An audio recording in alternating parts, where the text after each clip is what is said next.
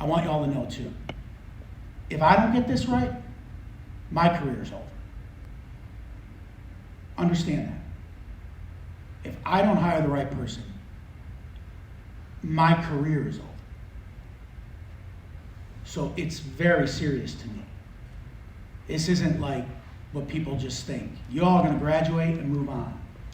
If I don't find the right person, in 2 years they will fire my ass and I don't get another AD job. How could you fuck up Penn State? If you were an AD single-handedly responsible for gutting an entire football program, how would you be talking? I'm Chris Drew. This is Signal Lost, and today we're going to be talking about this. All the guys that are on visits to Virginia Tech, they're not even top 500 kids. Is that going to help us win? You need help. You need a wide receiver. You needed a wide receiver. Okay, that recording is allegedly of Penn State AD Pat Kraft.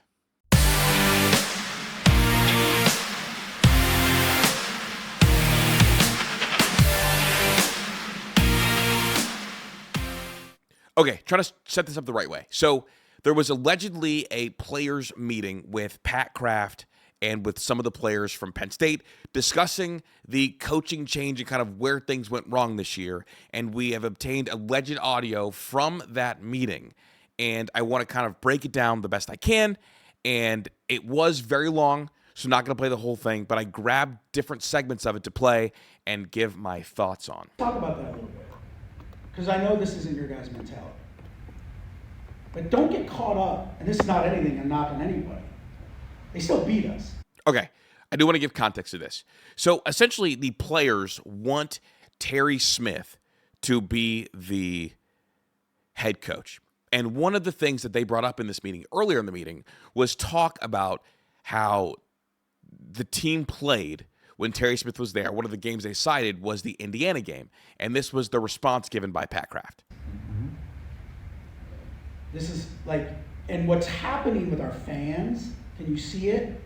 They're getting a little like, well, that was great. It was close. Fuck that. We ain't here to be close. So yeah, we played great through adversity, and I'm proud of what you guys did. Essentially saying that like the fan base wants like a moral victory, but like fuck that, he's not doing the whole moral victory thing. But those that you guys have come, like, that ain't fucking good. Right? Tell me, like, you weren't out there, you would have helped. Do you see what I'm saying, though? So, like, we cannot let the thing be the thing, right? Like, you guys played outstanding, but they fucking beat us.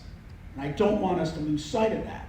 Because what's happened here too many times at Penn State is they fucking settle for second best.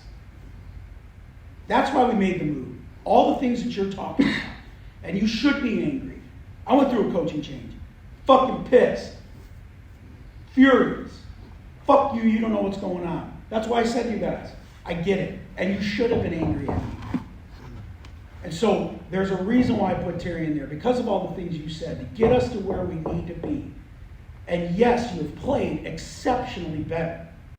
So just want to interject here. One of the things that I heard about this whole thing was that the AD does not want to hire Terry and didn't love the stunt with the, hire Terry Smith and some of the stuff that happened there. Now, it does feel like since then, there's been so much gutting of Penn State. This has been a complete disaster by Pat Kraft that he's kind of messed this up along the way, which he might get it right with the rumors of Matt Campbell kind of getting hired. But this whole thing feels like an entire mess, and it's a little bit of a push. Now, this is probably a healthy meeting. The players want Terry Smith, but you have to, without dismantling all the things why you wouldn't hire Terry, almost like slow things down a little bit without dissing him, because then the players' antennas will go off. And right now, Pat Kraft doesn't have trust from, I think, a single person connected to or surrounding Penn State.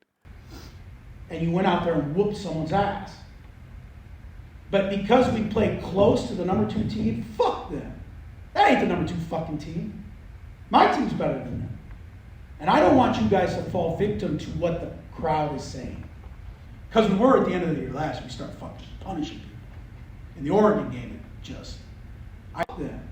that ain't the number 2 fucking team.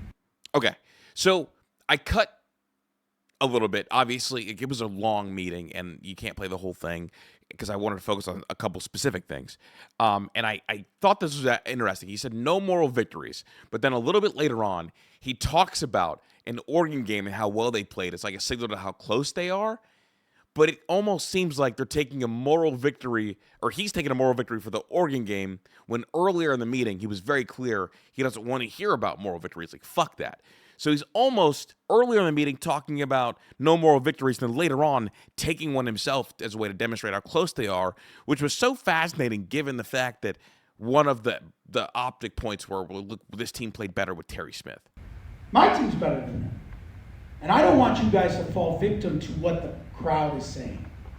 Because we were at the end of the year last, we started fucking punishing people. In the Oregon game, I know we didn't come out with the Again, this is a little bit later in the meeting. outcome we wanted. But man, we played our fucking balls off and started moving people. That was a small glimpse. And now we're starting to just, I'm with you, I love the fucking fake corner. Fuck it. All the guys that are on visits to Virginia Tech. Okay. So now we've got him first in the meeting, no moral victories. A little bit later, I slid that up just so I could show. And then one of the things I found really wild in this whole meeting, another separate exchange kind of in a different place, was he took the time to take shots at James Franklin for the recruiting class. Now, everybody can sit here and say, oh, like James Franklin and you know, while it wasn't always perfect at Penn State, Virginia Tech's in a better spot moving forward than Penn State is, unless Penn State has one of the crazier transfer portal holes. And this is what Pat had to say about that. That was a small glimpse. And now we're starting to just, I'm with you, I love the fucking fake corner. Fuck it. All the guys that are on visits to Virginia Tech, they're not even top 500 kids. Is that going to help us win? You need help. You need a wide receiver. You needed a wide receiver. Well, we couldn't get a fucking dog for you to help open things up. Am I wrong? Would you have taken Carnell Tate? Crazy right there. Talking to players again, you're meeting with people about the potential of the job moving forward. I cut ahead a little bit, obviously, because again, it was such a long meeting. I can't play the whole thing. But one of the things he said there was like talking to players, dissing the receiver coach and dissing their teammates. Like, we got to get you some fucking receivers. And then, would you have liked Carnell Tate? Don't know if that's admitting to tampering, but it's definitely something that I thought was bizarre. Again, this is a bizarre meeting, and someone who I don't think is handling himself properly leadership-wise as the AD for a university. In fact, honestly, it sounds like he's talking more like a coach and less like an AD, and I think that it makes it very, very strange. Again, alleged recording of a Pat Kraft conversation kind of skipped around a little bit, obviously, because it was too long. That's what he's saying. I mean, so those are the things we have to get addressed if we are going to actually win a national championship, which is what we will do here. That's what Ohio State, Michigan, as it pains me to fucking say, and Georgia, Bama, and Oregon right now, although I think they're frauds. It was funny, obviously, like Michigan and Ohio State, the last two teams in the Big Ten to win national champions, last two national champions.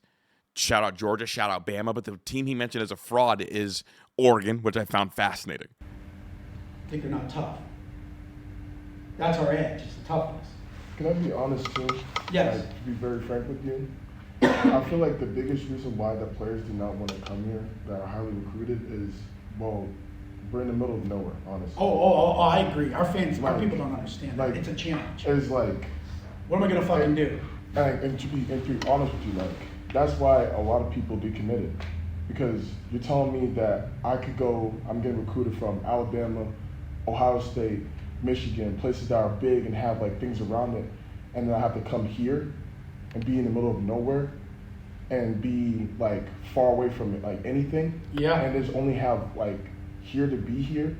Like, so that's like, That's real. and that's like I'm telling you, that's the biggest reason why people don't come here. And I ask like recruits, like, because I'm hosting recruits and stuff like that, like why they don't want to come here, and that's the reason why. So I'm so glad you brought that up, because that's the question we're asking them. We probably need to fucking change the way we recruit.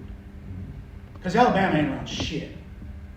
Clemson, South Carolina. Oregon? Have you all been to Oregon? No, shit's ass. There's shit there. Ain't shit going on. It's a bunch of fucking weirdos. Jeff's Dude, Pat Kraft hates Oregon.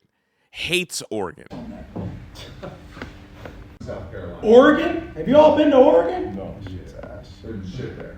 Ain't shit going on. It's a bunch of fucking weirdos. Jeff's from there. Ohio State. Yeah. It's the one thing our fans don't understand. It's a city. Yeah. There's no doubt. There is no doubt. I thought it would be like one of the biggest things that I agree. And it's a thing that but like to your guys, you're all saying it. And we're giving you an insight of what we're interviewing, like what we're talking to Terry about later this afternoon. It's like that shit. Like, so how do you fix that? Like, I can't tell I'm not wired, you're not wired. They'll be like, fuck it. We're in Happy Valley. To add on to that, I also don't think we have had to be real, like the best receivers are going to O State because of Brian Hartline, and I think he's in. This was, I believe, right before the Rutgers game, so the news of Brian Hartline going to USF did not come out. But I did think it was interesting he got to mention the best receivers aren't going to come here. They're going to pick Ohio State over us. All right, I'm going to tell you right now, Tony. And I don't think we have an elite You position say recruiter yes. as much as like, if you say right or wrong, as he is an influence to like He is. position receiver. He's a dude, but like it's the culture they built around wide receiver all of a sudden. Yeah. It's like our LBU situation or our tight ends. I just don't like he has like they probably don't know, but they're probably Brian Hartline produces the best receivers, and I think we just don't have that presence or haven't had that presence at position coach here in a while. And I think I would agree. By the way, I love our guys, but we're really let's just kind of get real in the room, and we have to like own that. So how do we fix it? Those are this is what this afternoon is with Terry. How do we fix it? Because it's not good enough. He's doing the thing where it feels very con artisty when I listen to it. I don't think that he believes that Terry Smith is a real candidate. I believe he does not want to hire Terry Smith given the things that I was told separately. But for him to continually be like, oh yeah, that's what we're going to talk to Terry about, almost trying to convince these kids that Terry is a real candidate. And then when they go elsewhere, it's like, well, we just had a better candidate. When I don't think Terry was a real candidate, because I think honestly, if Terry was a real candidate, you would have hired him before you struck out on your 10th guy, right? If I just keep status quo, I'd be like, fuck it, we'll just roll with James. I mean, that's how I'm here. That's not why you all came here. And your point is really well taken, but you guys, as you grow up, you got to figure out what's the fucking solution. Yeah. There's a lot of things that are fucking wrong here that we fixed. I mean, the way you guys train, the lack of resources and food. So he's talking about the interview process, and then later on, obviously, he goes on and wants to talk about the things that he did already. So it's like, trust me, I know that things aren't very good right now, but I fixed a bunch of shit for you guys too that I don't get credit for. I fixed shit for you guys.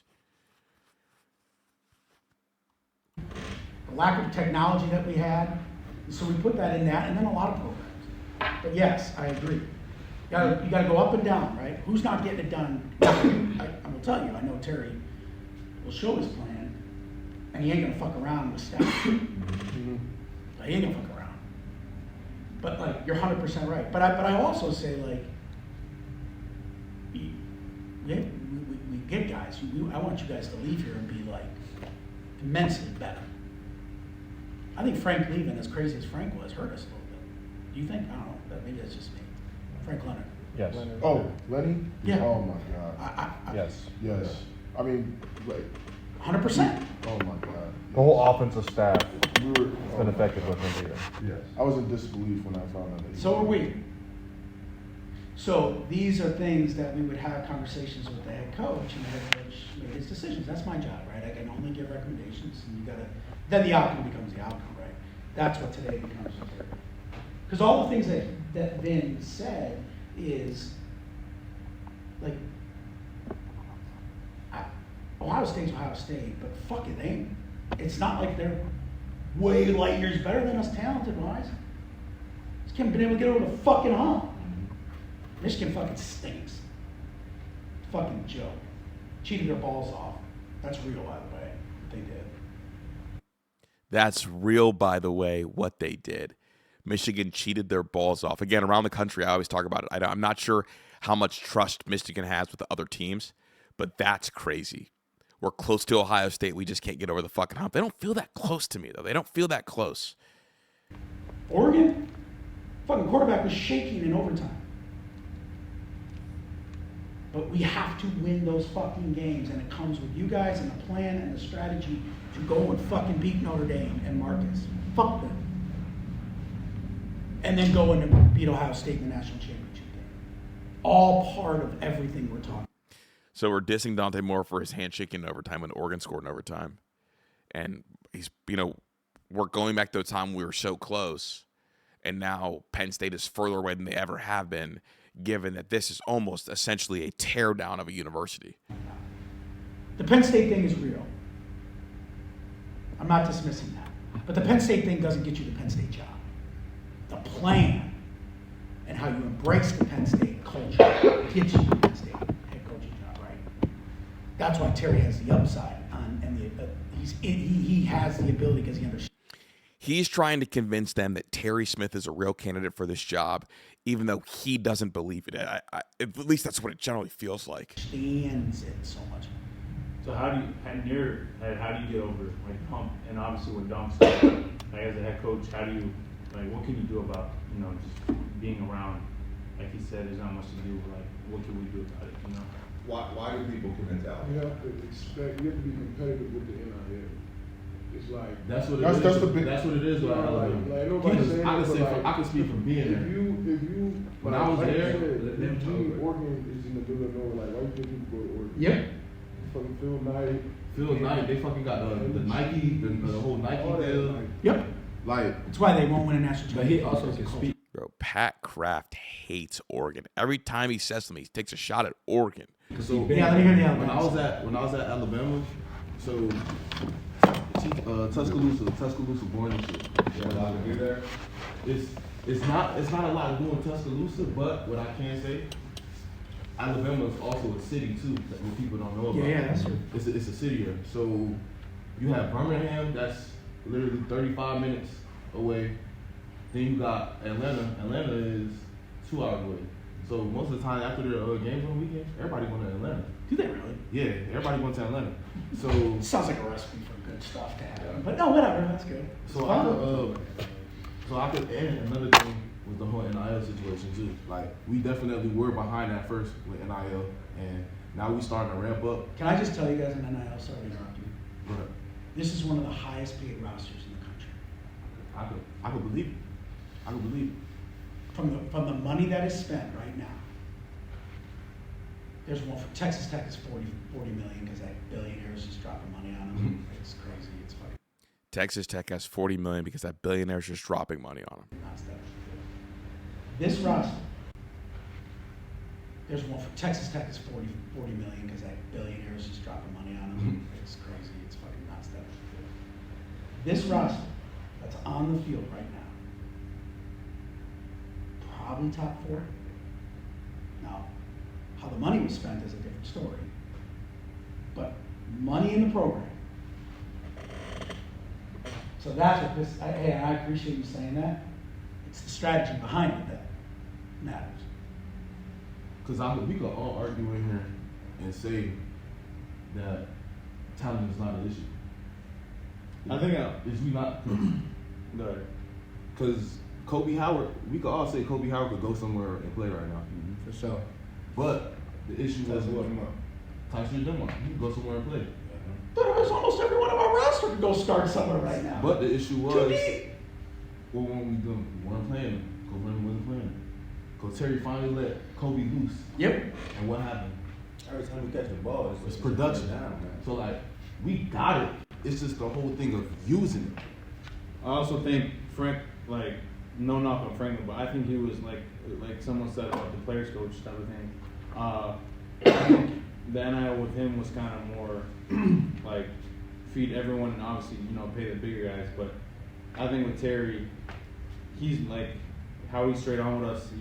If you're bullshitting or not on the field, I think he's more of a he's gonna pay who needs to pay and not be a player's coach and just pay everybody. Well, that's the stuff we're talking about. And I think that's a big thing. I think that's what they do at the bigger schools with my, friends at other schools that Oh, I talk to. you're absolutely I right. agree with you, Tony.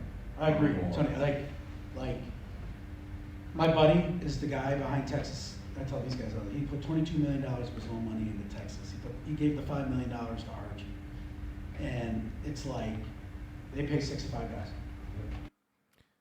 They pay 65 guys, and they gave $5 million to Arch Manning. Footnote. Oh, by the way, everybody else gets a scholarship. I know we don't care about scholarships anymore, but you still get the scholarships, right? They get the Austin, all that. And if you don't, you're out. Georgia and Oregon, what they do, you're late for class, $10,000 fine. That's how they get their money back. And I think like we've had That's the first time I've heard of like a fining system like that. If you miss a class, $10,000 fine off the rip. multiple $1 million. million in fines in their roster every year. Like no, not to put anyone in. Like, we have we have players here for 4 years, that haven't played. It's just at that point they don't even care about the league. I'll go back to my Alabama question. So my Alabama question, I believe that guys go there because they know that they're going to put them in a position to get drafted really fucking high and get them better and better and better. And also the legacy that Nick Saban left too. No doubt, right? And that legacy is winning and getting guys drafted really high. We don't do that well enough. We don't develop guys well enough. That's where that was, we talked about staff. Like you said, not going to name any names. I think your point's well taken, but we've got a lot of positions that we've got to develop guys a lot better and get a lot of our roster better. To Pat's point, like when it comes to resources, I feel really good about our resources. It's how you spend it. We're spending it on 103 players. A lot of other places is 60 to 75 players. So it's just a difference, right? Different way to approach it. Really good about our resources. It's how you spend it. We're spending it on 103 players. A lot of other places is 60 to 75 players. Okay, so Penn State's spending their money on the whole roster, over 100 players. Other universities trimming down, like the scholarship guys are getting paid. So it's just a difference, right? Different way to approach it. You all came here though for a reason. And you see it in these other programs, and it all ties back. Like the numbers are the numbers. It's not my opinion. It's the fact that these other places have used their resources differently and developed guys better, right? Kobe Howard being a prime example, a guy like him, what will he do over the next few years? He is as talented to be as good as anybody in the country at wideout. It jumps in practice. Tyseer was the same way. I remember last year watching Tyseer. We're all sitting on the sideline. How do you play that guy? Like, and you see it. It jumps. Other places, they're playing true freshmen. I feel like that's the difference right there. 100%. But they're getting better, right? We have to do a better job of getting guys better. And that is where I think when we look at what we're going to do and who's going to lead the program, like that's a critical piece to this. Is who is going to be able to, because if you look at us, I mean, I think one way to combat kind of where we are location-wise is we are a football development factory. You're going to come here, you're going to get better at football, you're going to be focused on football, you're going to be able to get drafted really high, and you're going to make real money then. Not the bullshit over a couple of years, which is great money, and it's awesome. I want you guys to get yours. I really, really do. I want you to get the bigger one down the road. Because I want your kids and their kids and their kids to be set up for success. Penn State can't provide you that.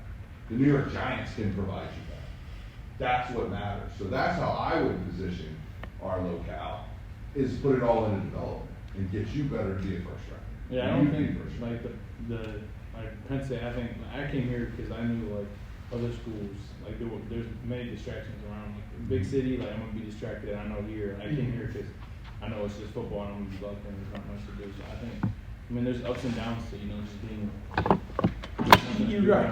And if y'all promise to not get in trouble, I'll put you on a bus to DC. Yeah, baby. I'll be the Philly all day. You just can't get arrested. No, I promise you, that's why I came here too. Like, But I'm a Southern kid. I'm from Miami. I know. I mean, like, exactly, for me too, like, It's funny because like one part of it, it's like kids don't come here because it's in the middle of nowhere, and then other things like it was important for me to come here because it's in the middle of nowhere. what Tony said, like, I came here because, well, one, it was consistent. I mean, year in, year out, I was consistent, and I knew that Coach Trotman was an amazing offensive line coach, and I knew I was going to get the That's got to sting. I came here because it's consistent, and then kind of things fell off the rails. about where I'm at now. But, like, like I mean, you said it too. Like we have to get guys who are going to be like that too. And then my biggest thing is too is like we can't also become like these schools that become like portal schools. We should never get and like, that. and No. I We should feel- be like plug and play. Yep. Yeah. Someone leaves as a junior, you Totally plug and agree. play it. Like that we will never be that way. And that's not it. The Good ones aren't that. The good ones aren't. So if you look at the last 20, I think it's 20 years we did the data on this, national championship teams outside of Vince Young and James Winston. Every team has had 2 top 5, the metric 6, 7 in those classes, 2 in 4 One thing I noticed, he does love saying 6-7 all through this meeting. 4 years. We have been consistently, you guys, and I don't know where y'all place in classes, we're 6, 5, 6. And you're 1 play away from going to the national championship. 1. And we've been at 13. This one we just lost or whatever. Like 15, 16. Rankings don't mean anything, but when you're at our level, Good barometer. it's a pretty damn good barometer of what it takes. And then you take what he said, the development of those guys to getting them to be first, second, third rounders. It's one thing to get the kids. Then it's another to get you guys bigger, better, faster, and elite. And we haven't done it. So that's the question we ask everybody. How do we do it? And so I think to your point, like this was a Penn State problem since I've got here. It's like, we just can't do it. Find me a fucking solution. Like, do I gotta figure that fucking out? I mean, I love the game of football and I love you more than anything, but like, I ain't in the fucking weeds. I'm trying to pay the bills. So like, that's what we're asking. That's where it's like, and a lot of, I think, Penn State people don't understand the challenges that it was like. It's not 1985 or 1990 anymore, where every kid was coming from the Northeast. You're getting kids out of Ohio and PA all the time. Like, no, we gotta go national. We gotta look out to get better because it only helps you guys. You don't want dogs in the back of the room. I look at you, Tony, like, Tony, without you, all of a sudden the whole fucking defense falls apart. Why aren't we playing the young kids more? I love Dom, but like give it, like, we're finally starting to do that.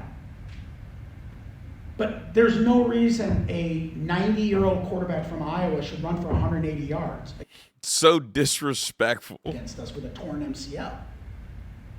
And we, to Terry's credit, play the fucking young guys. They're gonna make mistakes, they're gonna play fast at least, right? That's what we have to get people to understand that's what it's like at some of these other programs. And it pains me, as you guys know, to compare any of these assholes to us. But we gotta be real with ourselves in the room too. So that's what we're doing now. No, I could definitely agree with you on that because, like, even at them, like, talent-wise, I can tell you 100% right now that our roster could go to the start. Yes. But it was like Ryan Williams. He came out there his freshman year, and I remember he used to just go out there and just, it was like Little League to him. He just doing wild shit, and you'd be like, bro, he can't play. He's too childish. And they threw him out there. Next man up. Exactly.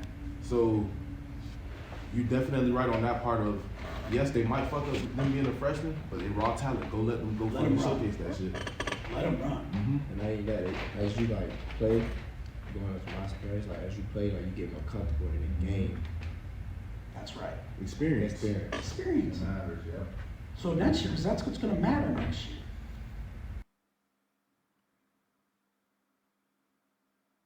Really fascinating stuff. We ain't fucking trying to win 6, 7 fucking games. Trying to win. There he goes. He loves saying 6-7. Matters, yeah. So next year, because that's what's gonna matter next year. Cut. We ain't fucking trying to win 6, 7 fucking games. Trying to win the whole fucking thing. And we damn know, right? Let's just call it what it is. It's 2 fucking games you gotta win. You get past Ohio State, Oregon, whoever the fucking get. Like, that's it. Everybody else, we should fucking blow their fucking doors off. They don't hold a fucking candle to you all.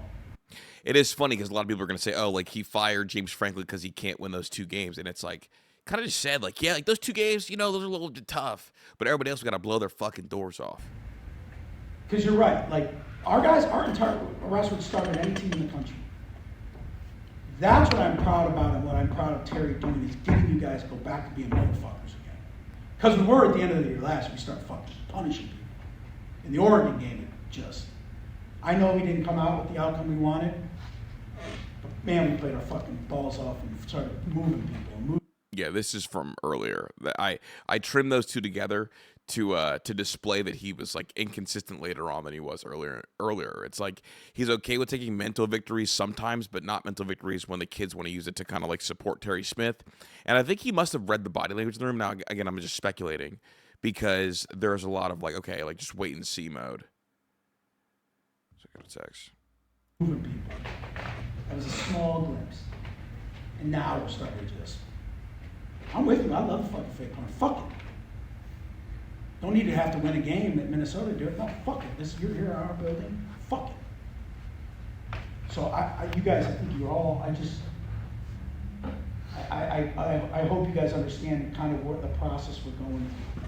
I tell you guys too, the just knowing how Pat operates, I'm wired, you guys can do this anytime you want. I'm always here for you guys, as you know, okay? Anytime you want to do it. You guys coming in, just being honest with us and talking, has 10 times the effect that signs on the side. Just so you guys know. That leads proof to something that Zach said. The signs on the sideline really bugged them. It really put pressure on them. Because I very rarely do you hear like players having so much say in who the next permanent head coach is. Yo, I know where you are, bro. I know where you are. Point at me. I'm like, come on, baby. Be passionate. Be out of passion. I love passion, and you guys should be. But the bottom line is that this is more Yeah. from you exactly why he's what he is.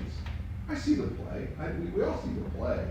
But you guys talking about how you're motivated by him and how you and Drew, how as a quarterback, he's been able to reach it and affect your room and your room not like those things they matter more in this to get the real shit out of you guys than that stuff. Just so you know. I'm fucking getting up. You're yelling at me. Donka running behind the fucking camera. I get it, guys. I know what you're doing. I know. Y'all got some good FaceTime. You got good FaceTime. It was lovely. I appreciate it.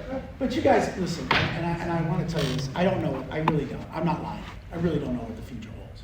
I would tell you guys. I would trust me. I wish I could get that answer. Terry's a legitimate, real candidate. I'm looking you all in the eye. I would never fucking lie to you. Please understand that. You're hearing the questions that we have to get answered. I want you all to know too. If I don't get this right, my career is over. Understand that.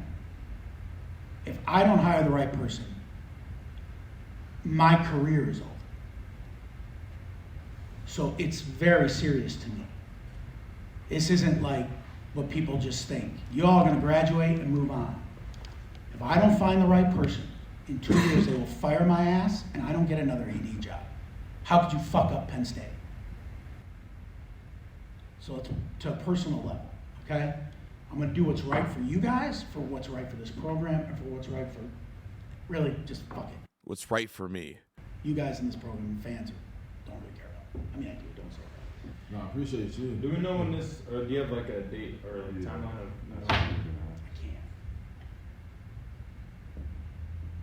Why, you got so many suitors, you got to make a decision. Miami ain't that fucking nice, Tony. I know that guy. We hear things. But I would tell you, we're having a conversation with him today, and we got to go. Like, now I do have bosses and bosses and bosses. I got a 37-person board, and I got some shit that we all that you guys don't even know about. There's something else I was going to ask you. Oh, don't take your fucking eye off the ball here. Rutgers, beat the fucking Rutgers. Beat Rutgers just like you just beat these guys, because it should be. We should rush for 300 yards against these fucking guys. They fucking stink up front. And defensively, it should be a joke. You get that 6-1, that's what we have to. I do not want you to lose attention on that, okay? So that's the audio we obtained of the alleged the alleged Pat Kraft and players meeting.